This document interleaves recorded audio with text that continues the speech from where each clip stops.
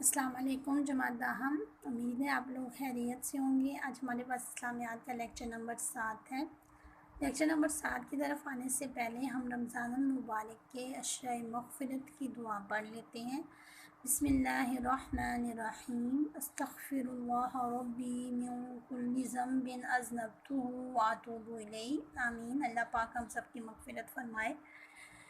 سورہ احزاب ہے ہمارے پاس، رکوع نمبر 1 ہے۔ آپ کو یاد ہوگا کہ کل ہم اس کی مشق کر رہے تھے۔ مشق میں ہم نے سوالات کے جوابات اور الفاظ بیان کر لی ہیں۔ آج ہم مندرجہ ذیل آیات کا مفہوم یاد کریں گے۔ ہمارے پاس آیت نمبر الف ہے۔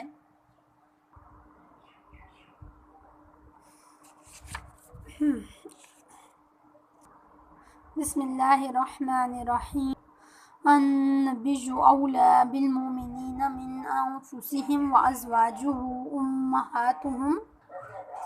نبی اکرم صلی اللہ علیہ وآلہ وسلم کے لیے آپ اس آیت کا ترجمہ لکھیں گے۔ اس آیت کے ترجمے کے اندر ہے، نبی ایمان والوں کے ساتھ ان کی جانوں سے بھی زیادہ حق رکھتے ہیں اور اس کی بیویاں امت کی مائیں ہیں۔ اس سے مراد ہے یعنی نبی اکرم صلی اللہ علیہ وآلہ وسلم کی جو بیویاں ہیں وہ امت کی مائیں ہیں، ٹھیک ہے۔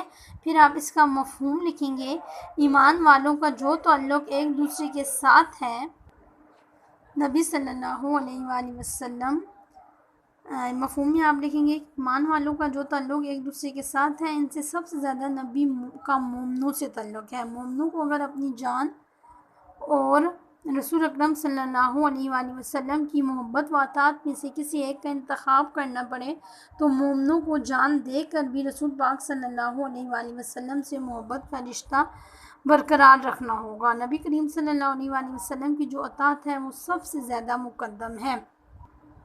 آیت کے دوسرے حصے میں ذکر کیا گیا ہے کہ پیغمبر کی بیویاں مومنوں کی مائیں ہیں، مطلب یہ کہ آپ صلی اللہ علیہ وآلہ وسلم کی بیویاں اہل ایمان کے لیے اس طرح حرام ہیں جس طرح ان کی حقیقی مائیں۔ آپ صلی اللہ علیہ وآلہ وسلم کی بیویوں سے آپ کی وفات کے بعد بھی نکاح نہیں کیا جاتا۔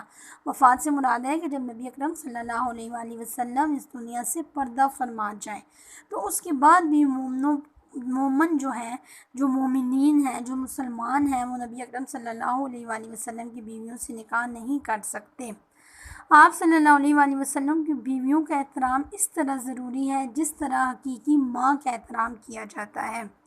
اسی طرح آیت نمبر 2 ہے آپ کے سامنے، ما جعل اللہ لرجل من قلبین فی جوفی، اللہ نے کسی آدمی کے پہلو میں 2 دل نہیں بنائے۔ مفہوم، اس آیت کو اس کے دوسرے حصے کے ساتھ ملایا جائے تو مطلب یہ بنتا ہے کہ جس طرح ایک آدمی کے پہلو میں 2 دل نہیں ہوتے، ایسی ایک شخص کے 2 حقیقی مائیں یا ایک بیٹے کے 2 حقیقی باپ نہیں ہو سکتے۔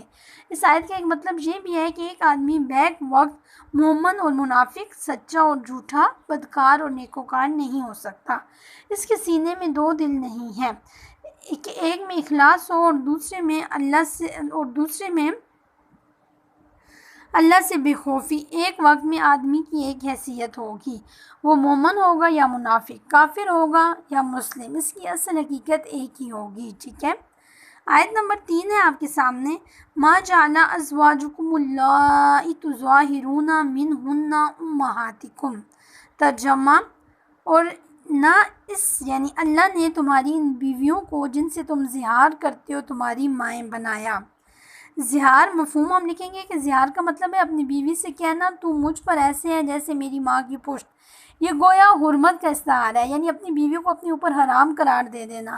جس طرح انسان جو مرد ہوتا ہے اس پر اس کی ماں حرام ہوتی ہے، وہ کبھی بھی اپنی ماں سے نکاح نہیں کر سکتا۔ تو زمانہ جاہلیت میں ایک یہ بھی رسم تھی کہ جو مرد تھا وہ اپنی بیوی کو اس طرح کہہ دیتا کہ تم مجھ پر اس طرح حرام ہو جس طرح میری ماں، تو پھر وہ اپنی بیوی اس کی بیوی کہتی تھی کہ سے مجھے طلاق دے دی ہے۔ تو دور جاہلیت میں اس رسم کو طلاق سمجھا جاتا تھا۔ اسلامی شریعت میں زہار کو طلاق قرار نہیں دیا گیا۔ اس آیت میں اللہ نے واضح کر دیا ہے کہ زہار سے بیوی ماں نہیں بن جاتی بلکہ بیوی ہی رہتی ہے۔ البتہ خاوند کو حکم ہے کہ اگر وہ اس قسم کی غلطی کرے گا تو اسے اس کا کفارہ دینا پڑے گا، اور وہ کفارہ یا تو وہ ایک غلام آزاد کرے یا 2 ماہ کے مسلسل روزے رکھے یا 60 مسکینوں کو کھانا کھلائے، ٹھیک ہے۔ یہ آپ کا آج کا لیکچر نمبر 7 تھا. آپ نے ان تینوں آیات کا مفہوم بھی یاد کرنا ہے اور لکھنا بھی ہے. بہت آسان ہے. اس طرح ہمارا رکوع نمبر 1 ختم ہو جائے گا اور اگلے ہفتے میں ہم انشاءاللہ رکوع نمبر 2 پڑھیں گے.